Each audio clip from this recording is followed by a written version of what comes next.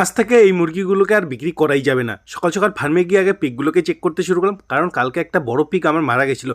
সবার আগে তো বড় পিকগুলোকে চেক করলাম। আর এই দেখো নতুন বাচ্চাগুলো কত সুন্দর করে ব্রুডারের মধ্যে গিয়ে ঘুমাচ্ছে। একটা বাচ্চা কি জানি ব্রুডারের ভিতর ঢোকেনি, ওর মার সাথে গিয়ে শুয়েছে। একে তুলে নিলাম, দেখো এর চোখ দিয়ে ঘুমই ভাঙেনি, চোখ খুলছেই না। যাই হোক, এখন পিকগুলোকে খেতে দিয়ে দিলাম, এক এক করে সবারই পেট পুজো করে দিলাম। কাজ শেষ করে এখন চলে গেলাম মুরগির ফার্মে। মাংসের জন্য যে মুরগিগুলো রেডি করছিলাম, ওই মুরগিগুলো অনেকটাই বড় হয়ে গেছে। আর কয়েকদিন আগে যে ডিম পাড়া মুরগিগুলোকে বিক্রি করে দিলাম, তোমাদের মনে আছে? তো ওই ডিম পাড়া মুরগিগুলোর জায়গায় এই মুরগিগুলোকে কিছু ধরে নিয়ে গিয়ে ডিম পাড়ার জন্য আলাদা করে রেখে দিলাম। এরপর এদের জলের পাত্র, খাবারের পাত্র রিফিল করে তারপর যে ডিম পাড়া মুরগিগুলো আছে ওদের খাবার দিয়ে ডিম কালেক্ট করতে গেলাম। আজকে মাত্র একটা ডিমই পেরেছে। আর কয়েকদিন থেকে ম্যাডাম জেদ করছে, ম্যাডাম নাকি বাপের বাড়ি যাবে। বাপের বাড়ি যাওয়ার নাম করে তো ম্যাডামের খুশির ঠিকানা নেই। আমার কিছু বাড়িতে কাজ আছে, তো আমি তো যেতে পারবো না, তো ম্যাডামকে গাড়িতে তুলে দিয়ে এলাম। এখন পিকের খাবারের ব্যবস্থা করতে হবে। ভুট্টাগুলো এক বস্তা লোড করে স্কুটিতে নিয়ে গিয়ে এখন চলে গেলাম মিলে ভাঙানোর উদ্দেশ্যে।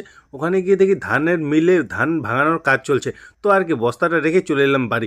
এসে ফটাফট আগে স্নান করে আগে পেট পুজোটা করে নিলাম। পেট পুজো কমপ্লিট হয়ে গেলে এখন মা লিস্ট আর টাকা ধরিয়ে দিয়ে বললো মাছের বাজার করে নিয়ে আসতে। তো আর কি, সোজা চলে গেলাম গালামালের দোকানে। ওখানে গিয়ে লিস্ট অনুযায়ী সব কিছু চাল ডাল মশলাপাতি ম্যাগি সব কিছু নিয়ে চলে এলাম বাড়ি এসে এখন দেখি হাঁসগুলোও চলেছে। তো হাঁসগুলোকে নিয়ে এসে এখন এদের খাবার দিয়ে দিলাম। আর যেন 3-4 দিন থেকে ডেইলি বৃষ্টি হচ্ছে, ওয়েদার প্রচণ্ড ঠান্ডা হয়ে গেছে, কিছু কিছু জায়গায় তো জলও জমে গেছে।